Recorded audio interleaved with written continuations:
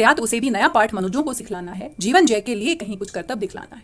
वह कर्तव्य है यह कि शूर जो चाहे कर सकता है, नियति भाल पर पुरुष पाँव निज बल से धर सकता है। वह कर्तव्य है यह कि शक्ति बस्ती न वंश या कुल में, बस्ती है वह सदा वीर पुरुषों के वक्ष पृथुल में।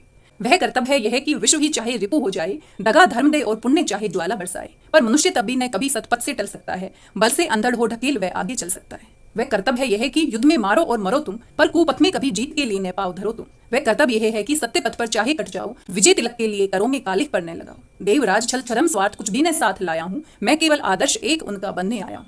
जिन्हें नहीं अवलंब दूसरा छोड़ बाहू के बल को, जिन्हें नहीं अवलंब दूसरा छोड़ बाहू के बल को, धर्म छोड़ भजते न कभी जो किसी लोभ से छल को। मैं उनका आदर्श जिन्हें कुल का गौरव तोड़ेगा, नीच वंश जन्मा कहकर जिनको जग धिक्कारेगा। जो समाज की विषम वहनी में चारों ओर जलेंगे, पग पग पर झेलते हुए बाधा निसीम चलेंगे। मैं उनका आदर्श कहीं जो व्यथा न खोल सकेंगे, पूछेगा जग किंतु पिता का नाम न बोल सकेंगे। जिनका निखिल विश्व में कोई कहीं न अपना होगा, मन में लिए उमंग जिन्हें चिरकाल कल्पना होगा।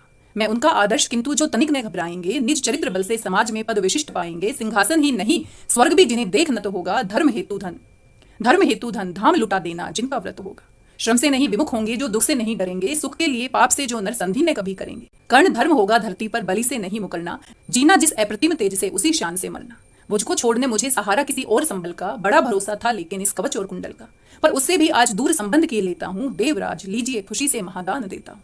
ये लीजिए कर्ण का जीवन और जीत कुरुपति की, कनक रचित निश्रेणी अनुपम निज सूत की उन्नति की। हेतु पांडवों के भय का, परिणाम महाभारत का, अंतिम मूल्य किसी दानी जीवन के दारुण व्रत का। जीवन देकर जय खरीदना जग में यही चलन है, विजय दान करता ने प्राण को रखकर कोई जन है। मगर प्राण रखकर प्रण अपना आज पालता हूँ मैं, पूर्ण आहुति के लिए विजय का हवन डालता हूँ मैं। देवराज जीवन में आगे और कीर्ति क्या लूंगा, इससे बढ़कर दान अनुपम भला किसे क्या दूंगा। देवराज जीवन में आगे और कीर्ति क्या लूंगा, इससे बढ़कर दान अनुपम भला किसे क्या दूंगा। अब जाकर कहिए कि पुत्र मैं वृथा नहीं आया हूँ, अर्जुन तेरे लिए कर्ण से विजय मांग लाया। एक विनय है और आप लौटे जब अमर भुवन को, दे दें यह सूचना सत्य की खातिर चतुरानंद को। उद्वेलित जिसके निमित्त पृथ्वी तल का जन है, कुरुक्षेत्र में अभी शुरू भी हुआ नहीं वह रण है।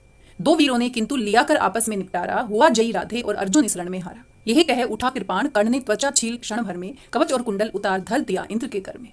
चकित भीत चहचहा उठे कुंजों में विहग विचारे, दिशा सन्न रह गई देखे दृश्य भीति के मारे। सहने सके आघात सूर्य छिप गए सरक कर धन में, साधु साधु की गिरा मंद्र गूंजी गंभीर गगन में। अपना कृत्य विचार कर्ण का कर्तव्य देख निराला, देवराज का मुखमंडल पड़ गया ग्लानि से काला। क्लीन कवच को लिए किसी चिंता में पगे हुए से, ज्यों के ज्यों रह गए इंद्र जड़ता में ठगे हुए से। पाप हाथ से निकल मनुष्य के सिर पर जब छाता है, तब सत्य ही प्रदाह प्राण का कहा नहीं जाता है। अहंकार वश इंद्र सरल नर को छलने आए थे, नहीं त्याग के महातेज सम्मुख जलने आए थे। मगर विशिख जो लगा कर्ण की बलि का आन हृदय में, बहुत काल तक इंद्र मौन रह गए मग्न विस्मय में। झुका शीश आखिर वे बोले अब क्या बात कहूं मैं, करके ऐसा पाप मुख भी कैसे किंतु रहूं मैं। पुत्र सत्य ही तूने पहचाना, मैं ही सुरपति